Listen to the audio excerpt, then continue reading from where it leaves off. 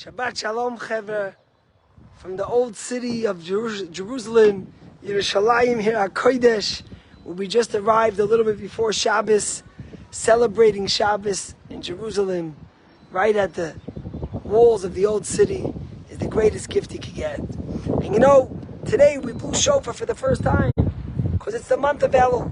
And it's interesting, because in Elul we say the king is in the field. What does that mean? So in a certain sense, I'm in Jerusalem. I'm close to the palace. But sometimes, when someone's in office, it's hard to get to them. But then, they're running for a campaign again for re-election. And wherever you go, they're out in the streets. They're coming to greet people. So, in the same sense, say the rabbis, that sometimes if you come to the palace to find Hashem, throughout the year we want to connect, we come to Jerusalem, we come to the shul. But in the month of Elul, God is in the field. He's looking to reconnect with us and to become close with us. And that happens wherever you are, Jerusalem or the Jerusalem you make in the city, in the home, in the streets that you live in. You know, in this week's Torah portion, Parashat Shoftim, it starts with the word Shoftim, B'Shoftim, Titen Lacha B'Chal Sharecha. You should make judges and officers in all the cities, your cities that God gives you. And the question is, the rabbis say, why does he have to say your cities? Titen Lacha, he should give to you. Of course it's to you. Who else are you putting the judges for? And the rabbis say, just as our cities need judges, just as our cities need officers, every human being is a small city. And our minds and our hearts need judges. God gave us eyes, God gave us a mouth and ears, but who makes sure that we listen to the right stuff? Who makes sure that we see the right stuff? Who makes sure that we see the right stuff and think the right stuff and act the right stuff? Every human being needs gates, needs judges to their body, to their mind, to make sure that they are doing the right thing. And that's a powerful message, because sometimes you think, I do what I want. But ultimately, are we doing what's right? Says God, Shoftim B'Shoftim Titen Lacha. Do you have a spiritual mentor? Do you have someone who guides you? Do you think before you speak? Why did God give you teeth and a mouth and lips? Double closing for what each time you speak. And the same is true with all the actions we do.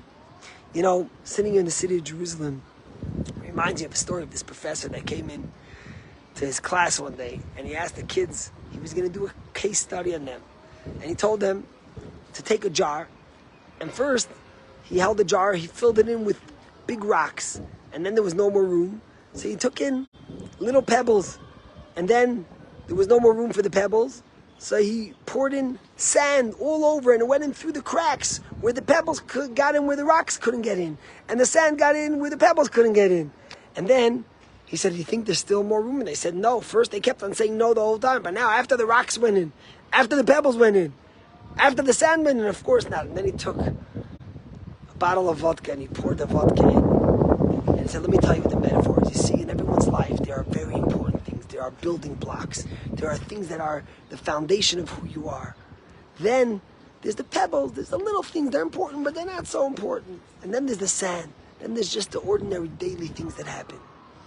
He says, if you fill up your life with sand, there's no room for the pebbles. If you fill up your life with pebbles, there's no room for the big rocks. So the first thing in life is we have to fill up our jar, our life, with the big things. Family, spirituality, study, Torah, mitzvot, community, acts of goodness, of kindness. Then we put in the pebbles. Where are you going on vacation? Where are you going to go to school? Who are you going to meet? What are you going to do today? And then there's the things that are the sand. But after everything, he says, there's always room for l'chaim. And that's when the vodka comes in. Because wherever you are in life, you have to be able to celebrate and say l'chaim and enjoy the gifts that God has given us. And this is what I think as I sit here in the holy city of Jerusalem.